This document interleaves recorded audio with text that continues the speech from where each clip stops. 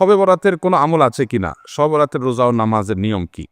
সবচেয়ে বহুল জিজ্ঞাসিত প্রশ্ন এখনকার। শবে বরাত আসছে, যেটাকে আসলে হাদিসের ভাষ্যে বলা হয়েছে মধ্য শাবানের রাত, শবে বরাত না। এটার হাদিসের ভাষ্যের নাম কি? মধ্য শাবানের রাত। এই মধ্য শাবানের রাত বা মধ্য শাবানের রজনী, এই রাতে যেটাকে আমরা শবে বরাত বলি, এই রাতের নামাজের নিয়ম কি? কয় রাকাত পড়তে হবে, কোন রাকাতে কোন সূরা কতবার পড়তে হবে, এটা বহুল জিজ্ঞাসিত একটা প্রশ্ন।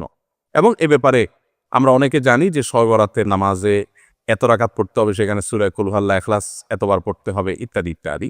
লাইলাতুল কদর ছাড়া অন্য যে সমস্ত রাতের ফজিলত আছে, এর মধ্যে 10টা রাতের কথা আল্লাহ তাআলা শপথ করেছেন, ওয়াল ফাজরি ওয়া লায়ালিন আশর। সে 10টা রাত হলো জিলহজের প্রথম দশক। খবর নেই আমাদের দেশে মানুষের যে রাতগুলো শপথ আল্লাহ কোরআনে করছেন, কত ফজিলতপূর্ণ, কিন্তু জিলহজের প্রথম দশকের রাতের কোনো বিশেষ ফজিলতের কথা আমরা কয়জনে জানেন? যাই হোক, মধ্য শাবান রজনীর কথা আমরা বেশি জানি শুধু না, সবচেয়ে বেশি আমরা এ রাতে ইবাদতের চেষ্টা করি। সবচেয়ে বেশি চেষ্টা তো হওয়া উচিত হলো লাইলাতুল কদরে। এর পাশাপাশি যদি কেউ মধ্য শাবানের রাতে আল্লাহ তাআলার ক্ষমা লাভের চেষ্টা করে, সেটা দর্শনীয় না, সেটা জায়েজ। এ রাতের এতটুকু ফজিলত অবশ্যই প্রমাণিত যে আল্লাহ রাব্বুল আলামিন এ রাতে হিংসুক ছাড়া, মুশরিক ছাড়া বাকি মানুষগুলোকে সাধারণ ক্ষমা ঘোষণা করেন। অতএব এ রাতের একেবারে কোনোই ফজিলত নেই, ব্যাপারটা সেরকম না। বিভিন্ন হাদিসের আলোকে এটুকু অন্তত সাব্যস্ত হয় যে আল্লাহ তাআলা হিংসুক এবং আপনার মুশরিক ছাড়া, মানুষের পিছিয়ে লাগে শত্রুতা, এই মানুষরা বাকি মানুষকে মাফ করে। তাহলে মধ্য শাবানের রাত বা যেটাকে শবরাত বলছি আমরা, এই রাতের মূল আমলই হলো, এটাকে কেন্দ্র করে মূল আমলই হলো নিজেকে শিরক এবং হিংসা থেকে পরিচ্ছন্ন করা, সাধারণ ক্ষমার উপযুক্ত করা। এটা হলো মূল আমল, বাস। এর বাইরে আপনি ক্ষমা লাভের জন্য যদি চেষ্টা করেন, সেটা কোনো দর্শনীয় বিষয় নয়। তবে এই রাতকে কেন্দ্র করে বিশেষ ফরম্যাটে নামাজ, রাত জেগে, তারপর বিশেষ ফরম্যাটে ইবাদত, এই সূরা এতবার, এই নামাজ এত রাকাত, এরকম কোনো কথা কোরআন হাদিসে বর্ণিত হয়নি। এগুলো আমরা মনগড়া বানিয়ে নিয়েছি। এবং যদি এরকম কোনো ফরম্যাট আমরা ঠিক করে নিয়ে সেভাবে ইবাদত করাটাকে আমরা এ রাতের আমল, শরিয়া সিদ্ধ আমল মনে করি বা সুন্নাহ আমল মনে করি বা কোন নির্দিষ্ট আমল মনে করি, তাতে বেদাতে পর্যবেসিত হবে। অতএব বাড়াবাড়ি এবং ছাড়াছাড়ি এই দুইটি আমাদেরকে পরিহার করতে হবে। যতটুকু আছে ততটুকু আমরা আমল করব এবং এসে আমল অনুযায়ী আমরা চলার চেষ্টা করব। শবে বরাতে সবচেয়ে বেশি মানুষ মসজিদে কেন ভিড় জমায় বলেন তো? শবে কদর বেশি ফজিলতপূর্ণ না এই রাত? শবে কদর কোনো তুলনা আছে শবে কদরের সাথে কোনোটার? কিন্তু শবে কদরে কি এত মানুষ ইবাদত বন্দেগী করার চেষ্টা করে শবে বরাতে যত করে? কারণ কি? বৃষ্টির জন্য বলে। খারাপ বলেন নাই। আমি ছোট থাকতে যখন মাদ্রাসায় পড়ি, লজিংয়ে ছিলাম এক বাড়িতে, আমার মনে আছে এক মসজিদে সারা রাত শবে বরাতে এরকম দোয়া দরুদ হয়েছে। এবার শেষে মিষ্টি বিতরণ হচ্ছে, জিলাপি দিতে আর কি তখন। তো জিলাপি দেওয়া হচ্ছে, তো এক আল্লাহর বান্দা তার যে জিলাপি দিচ্ছে, সবাই দুটো দুটো করে দিচ্ছে, ভুলে তার একটা পড়ছে আর কি। পরে সে জিলাপিটি নিয়ে এসে বাইরে ওই মুয়াজ্জিন বেচারার 14 গোষ্ঠী গালিগালাজ করতে করতে বলতেছে যে সারা রাত বেটা সবচেয়ে বেশি কামলাম আমি, আর দিছে আমার একটা। আল্লাহর কাছে এই নসিব চাই এই একটা জিলাপি নিয়ে ফেলাম। সে কানতে কানতে মুয়াজ্জিনকে গালিগালাজ করতে করতে যাচ্ছে। আমার ছোটবেলার ঘটনা। যাই হোক, মিষ্টির জন্য যায় না, এটা পুরোপুরি সঠিক না। এত অভাব পড়ে না যে সারা রাত মানুষ মসজিদে পড়ে থাকবে একটা একটু মিষ্টি একটা প্যাকেটের জন্য। আমার মনে হয় না। আমার যেটা মনে হয়, সবচেয়ে বেশি মানুষ এ রাতে ইবাদতবন্দির চেষ্টা করে, কারণ মানুষ মনে করে এ রাতে ভাগ্য নির্ধারণ হয়। অতএব এক রাতে ইবাদতবন্দি করে যদি সারা বছরেরটা ফাইনাল করে ফেলতে পারি, মন্দ কি? এই হলো মূল কাহিনী। আল্লাহ তাআলা আমাদেরকে বিশুদ্ধ পদ্ধতিতে ইবাদতবন্দি করার তৌফিক দান করুন। তাহলে ভাইরা আমার, মধ্য শাবানের রজনীতে আমরা আল্লাহ তাআলার কাছে ক্ষমার উপযুক্ত হওয়ার জন্য, হিংসা শিরক থেকে মুক্ত হওয়ার চেষ্টা করব। ক্ষমা পাওয়ার জন্য প্রচেষ্টা আমাদের থাকবে। কিন্তু ওই যে বেদাতি পন্থা, বিশেষ ফরম্যাট ঠিক করে ইবাদত, নামাজ, হালুয়া রুটি খায় মানুষ। হালুয়া রুটি কেন খায়? কেন খায় হালুয়া রুটি ভাই? সারা দেশে অনেক জায়গায় এখনো এটা হালুয়া রুটি ওই দিন বানাবে মানুষ। হালুয়া রুটিটা কেন হয় বলেন তো? বলে যে নবী সাল্লাল্লাহু আলাইহি সাল্লাম উহুদের যুদ্ধে তার দমদান মুবারক শহীদ হয়েছে, এই জন্য উনি শক্ত খানা খাইতে পারতেন না, হালুয়া খাইতেন। এই জন্য আমরা হালুয়া খাই। আরে ভাই, নবী সাল্লাল্লাহু আলাইহি সাল্লামের দাঁত ভাঙছে প্রথম কথা, ওটা শাবান মাসে ঘটেই না, ওটা পড়ছে আরেক মাসে। আপনি এটা এই মাসে আনলেন কোত্থেকে? আচ্ছা, তারপরে যদি ধরে নেই এই মাসেই হয়েছে, তো ওনার দাঁত ভাঙছে কাদের আঘাতে? মুশরিকদের আঘাতে, তাই না? আল্লাহর দুশমনদের আঘাতে, কাফেরদের আঘাতে, দাঁত ভাঙাতে উনি হালুয়া খাইছে বলতেছেন, যদি এটার কোনো ভিত্তি নেই, বোগাস কথা। তারপরে ধরে নিলাম, তো আপনি ভালো দাঁত নিয়ে হালুয়া খাচ্ছেন কোন শরমে? আপনার বাপের একটা শত্রু আছে, আপনাদের ফ্যামিলির একটা শত্রু আছে, সে আপনার বাপের ধরে ধরে মেরে ঠ্যাং ভেঙে দিস। আপনার বাপ বেচারা ওই ভাঙা ঠ্যাং নিয়ে একটা লাঠি নিয়ে ভর করে করে খোঁড়ায় খোঁড়ায় উনি হাঁটেন, কারণ পা ভেঙে গেছে বেচারা।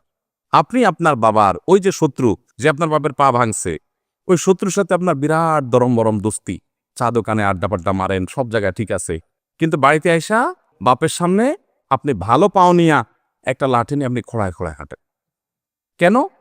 বাবার প্রতি সহমর্মিতা দেখা, যে আমার বাবার যেহেতু পা ভেঙে দিছে, এই জন্য বাবা খোঁড়া খোঁড়া হাঁটে, আমি এখন ভালো পাও নিয়া লাঠি নিয়ে খোঁড়ায় খোঁড়ায় হাঁটতেছি। কি বলেন? এই দৃশ্য যদি দেখে আপনার বাপে কি করবে? হাতের লাঠিটা দিয়ে বলবে আমার পাও যা যাক, তোর আগে কয়টা বাড়ি দিবে এত, তুই আমার ব্যাঙ্গাইতে আসছস?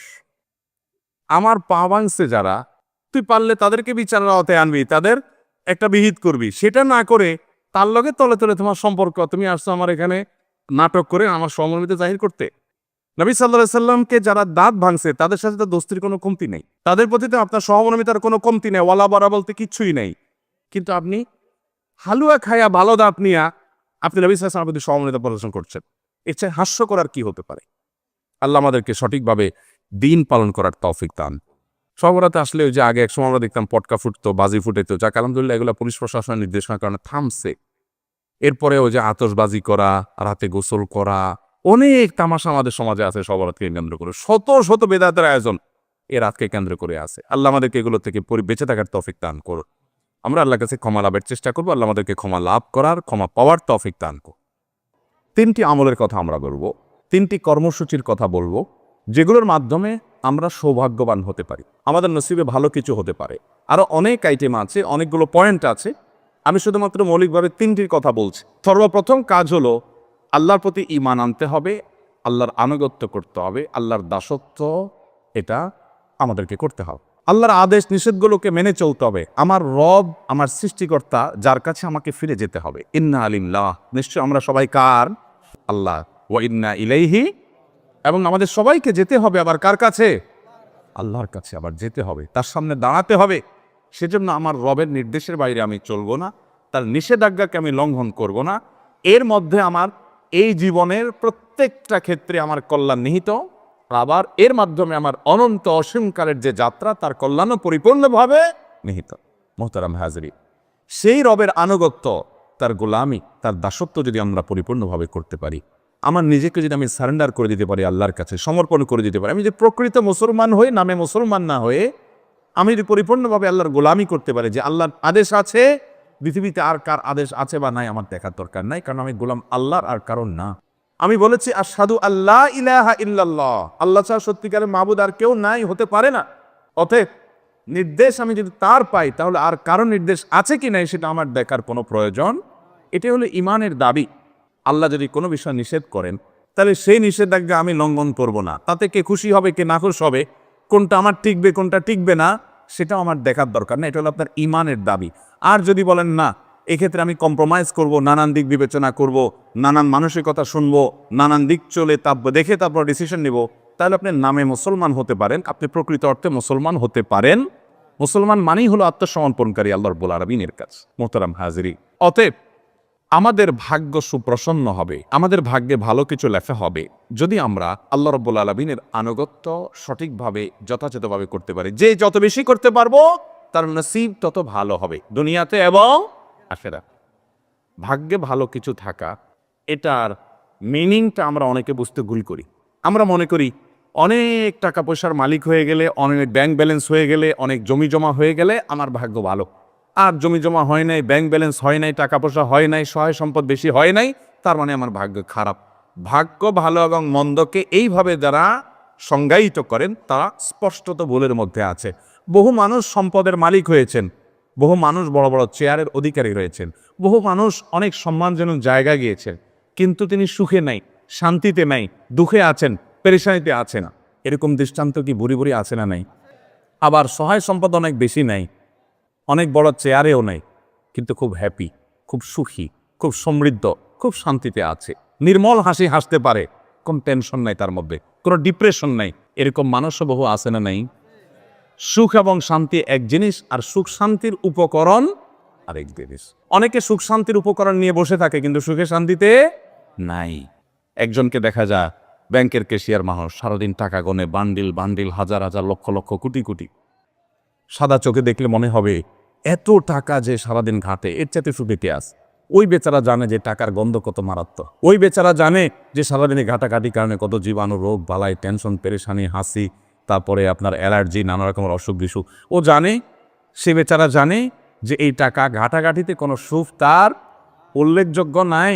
তারই আরেকজন সহকর্মী হয়তো ক্যাশিয়ার না, টাকা হাতানের চাকরি নাই, ওই বেচারা তার চাইতে অন্তত ভালো আছে, সেটা জানে যে টাকার গন্ধ শোকা লাগে না, অ্যালার্জি হয় না, হাসি কাশি হয় না, অন্তত তার চাইতে ভালো আছে। কিন্তু সাদা চোখে দেখলে মনে হয় আরে বাবা এত টাকার ভিতরে আছে, এর চেয়ে বেশি সুখী কে আছে? ভাইরা আমার, আল্লাহ রাব্বুল আলামিন আমাদেরকে সুখ, প্রকৃত সুখ কোন পথে সেটি বোঝার তৌফিক দান করুন।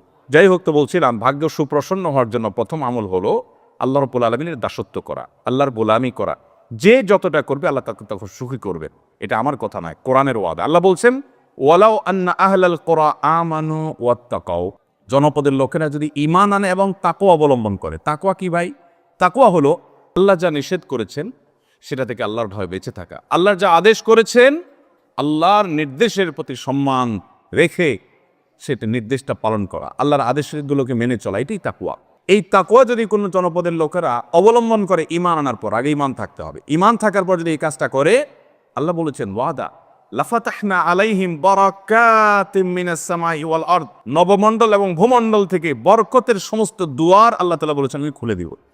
আল্লাহ তাআলা কল্যাণ দান করবেন, আল্লাহ তাআলা সুখ দিবেন, শান্তি দিবেন আল্লাহর গোলামের মধ্যে।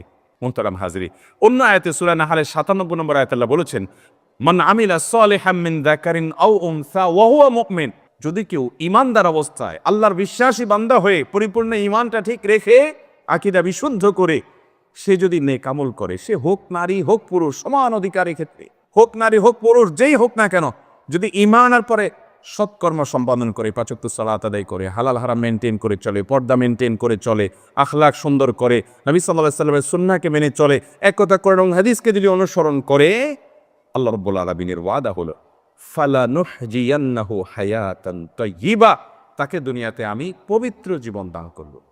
যদি কেউ নেক আমল করে, আল্লাহর ওয়াদা হলো আল্লাহ সুবহানাহু ওয়া তাআলা তাকে পবিত্র জীবন দান করবেন, সুখের জীবন দান করবেন। সে নির্মল পরিচ্ছন্ন ফ্রেশ জীবন উদযাপন করবে, উপভোগ করবে। ওয়ালা নাজজিয়ান্নাহুম আজরাহুম বিআহসানি মা কানু ইয়ামালুন, দুনিয়াতে যে সে আমল করেছিল এর জন্য আল্লাহ বলছেন যে আমি তাকে অবশ্যই অবশ্যই তার কর্মের সর্বোত্তম বিনিময় দান করব আখিরাতের জান্নাতের মাধ্যমে।